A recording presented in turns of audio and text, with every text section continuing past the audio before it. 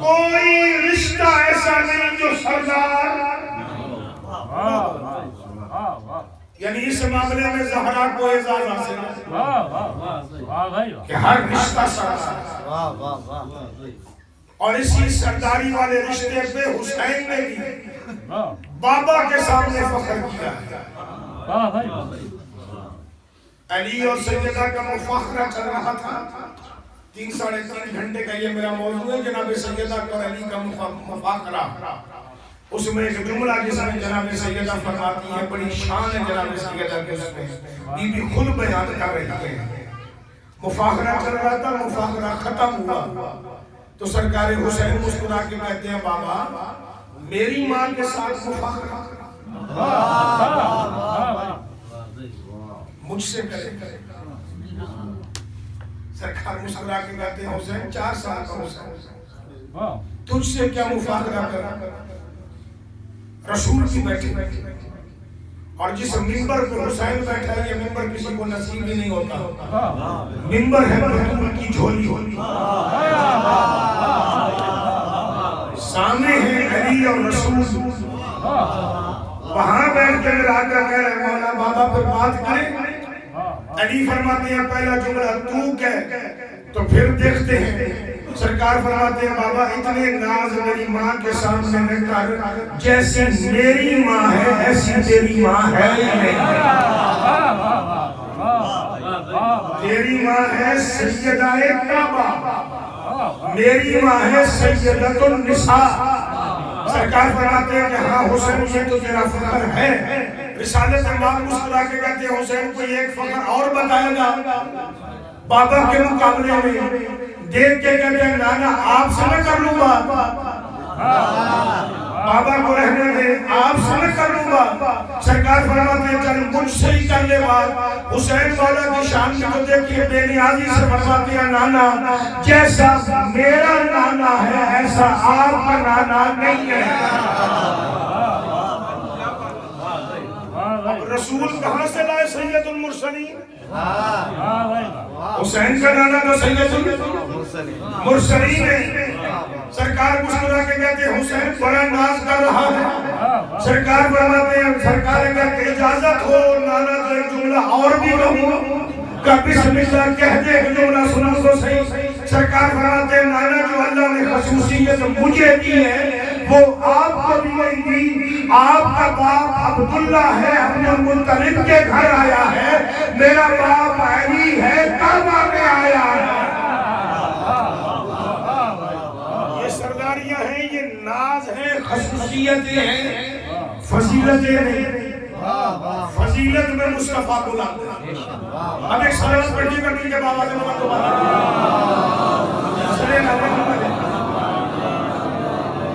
ایک نکتہ سمجھا دیا کہ زہرا اکیلی ہستی ہے جو کائنات میں خود بھی سردار ہے اور ہر رشتہ بھی سردار۔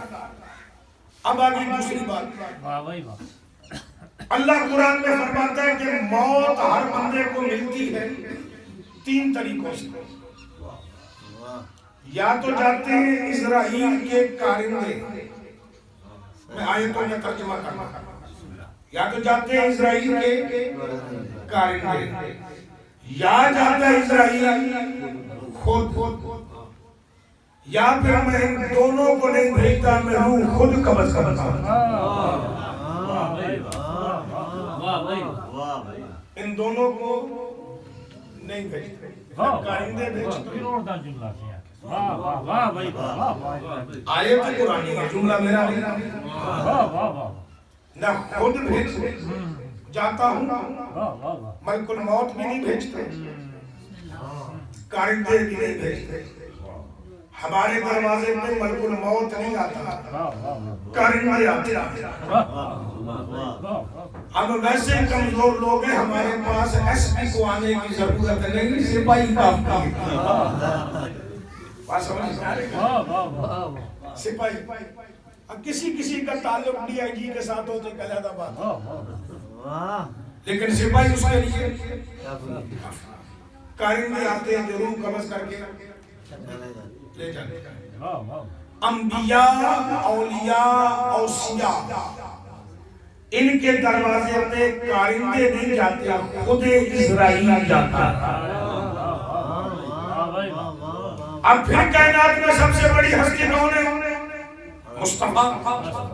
تو مصطفیٰ کے دروازے پہ بھی ملک الموت خود آیا ہے، اسرائیل آیا ہے، اور آگے باہر کھڑا رہا ہے، اندر داخل نہیں ہو سکا۔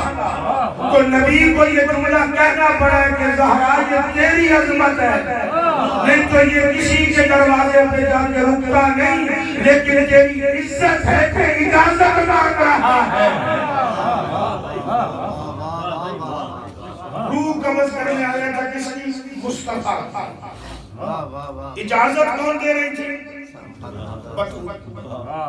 اگر یہ اجازت نہ دے اندر جانے سے،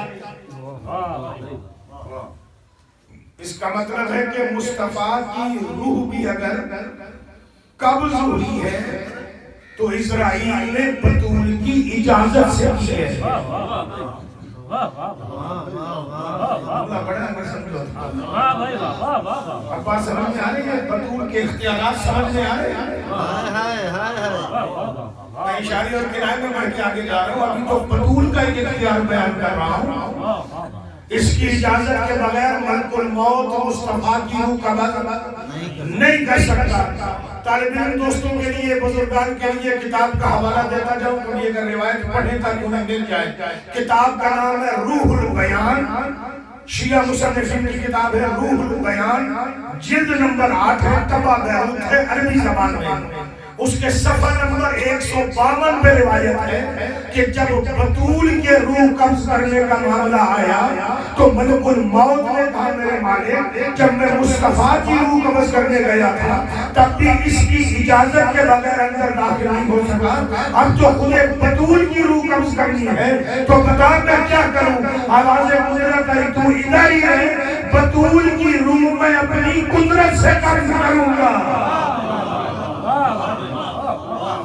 تجھے جانے کی ضرورت نہیں ہے۔ علماء نے لکھا دو ہی ہستیاں کائنات میں گزری ہیں جن کی روح اللہ نے قبض کی ہے، لیکن دونوں میں فرق ہے۔ ایک کی روح قبض کی ہے اپنی قدرت سے، ایک کی روح قبض کی ہے اپنے امر سے۔ جس کی امر سے قبض کی اسے حسین کہتے ہیں، لیکن آگے سے جملہ دیا جاتا ہے کہ وہاں امر سے اس لیے قبض کی کہ وہ اولی الامر تھا، زہرا کی قدرت سے اس لیے قبض کی کہ اللہ نے سیدہ کو اپنی قدرت کا مظہر بنا کے بھیجا۔ سلوات پڑھیے گا سیدہ کی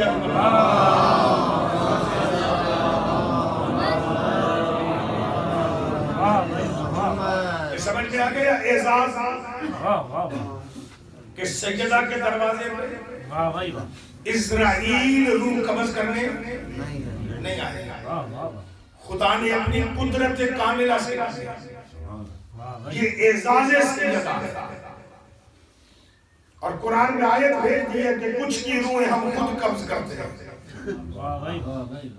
تاکہ کل کوئی اعتراض نہ کر سکے کہ یہ کیسی روایت ہے، روایت نہیں آیت ہے۔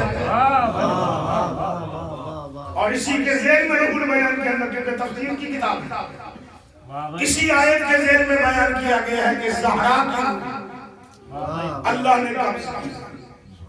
اگلا ولادت میں بھی اعزاز رکھتی ہے،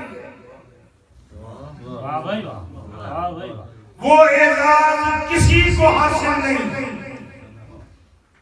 دنیا کا ہر انسان اپنے ماں قبل باپ کے صلب میں رہتا ہے، جو کسی کے صلب میں نہیں رہی اسے زہرا کہتے ہیں۔ اب پھر ایک فرق سمجھاتا جاؤں، عربی میں صلب دو معنوں میں استعمال ہوتا ہے۔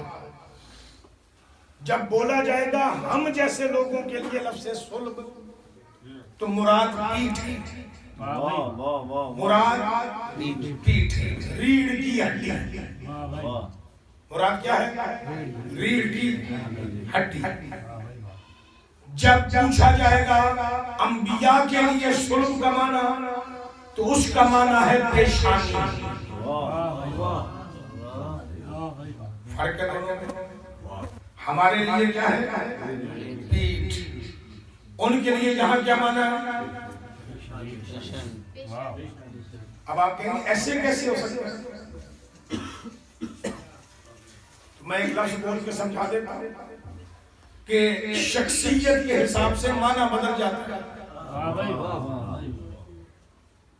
علی کائنات میں سب سے بڑے حضرت ہے، مطلب عزت والے، یہی معنی ہوگا۔ اور کبھی کبھی آپ کہتے ہیں شیطان بڑا حضرت ہے، یہاں کیا معنی ہے حضرت کا؟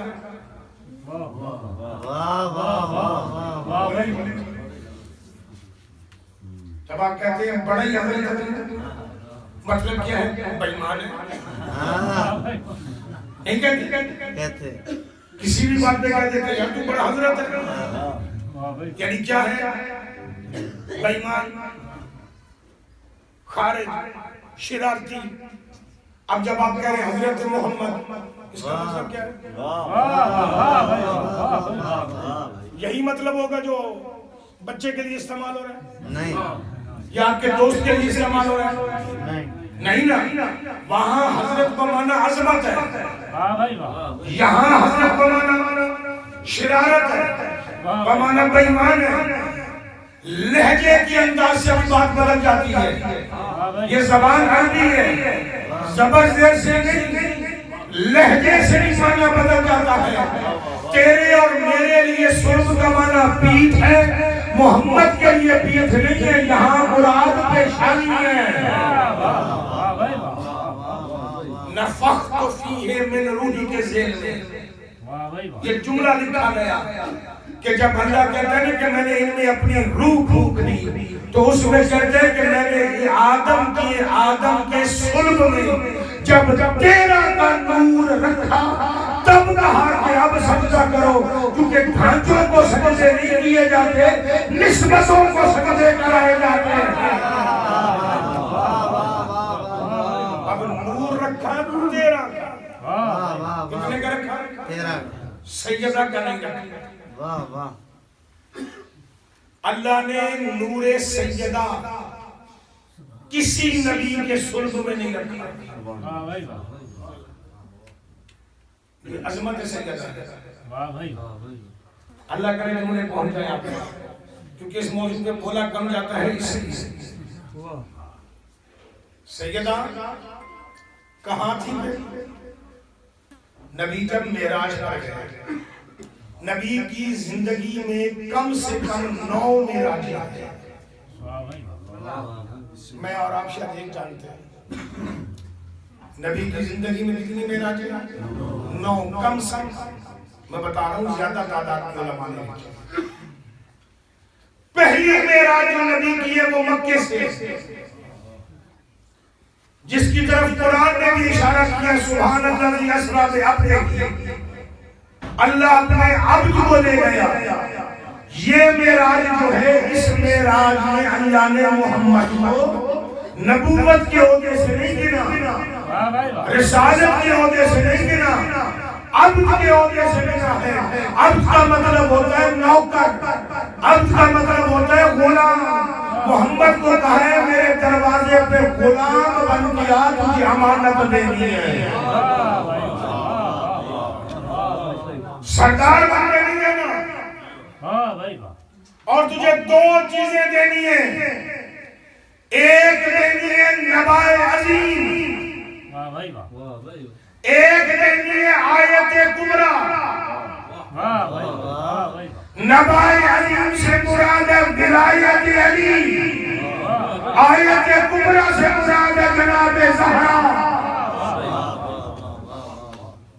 ہمارے یہاں پھر خطیب تھوڑی سی غلطی کر جاتے ہیں، آیت کبریٰ سے مراد بھی علی ابن ابی طالب ہیں، لیکن نہیں، آیت کبریٰ سے مراد جناب سیدہ کا وجود بابر کر رہا ہے، نبائے عظیم سے مراد ولایت علی ہے۔ جب نبائے عظیم کا ترجمہ پڑھے نا، سورہ نبا موجود ہے، سورہ نبا موجود ہے، اس میں جب نبائے عظیم پڑھے اس کی تفسیر میں جائے نا، نبا کا مطلب ہوتا ہے خبر۔ نبی کو اس لیے نبی کہا جاتا ہے جو خبر لے کے آتا ہے، یعنی اللہ نے وہاں سے ولایت علی کی خبر دے کے بھیجا تھا اور اسے کہا تھا کہ روک لے، جب وقت آئے تو ظاہر کرنا۔ اسی لیے غریب کے میدان میں یہ نہیں کہا تھا کہ فلاں کام ایسے کر، وہاں کہا تھا یا ایھا الرسول بلغ ما، ہم نے جو تجھے خبر دی تھی وہ پہنچا دے۔ وہ غدیر میں خبر پہنچائی گئی ہے اور یہ ہوتا ہے۔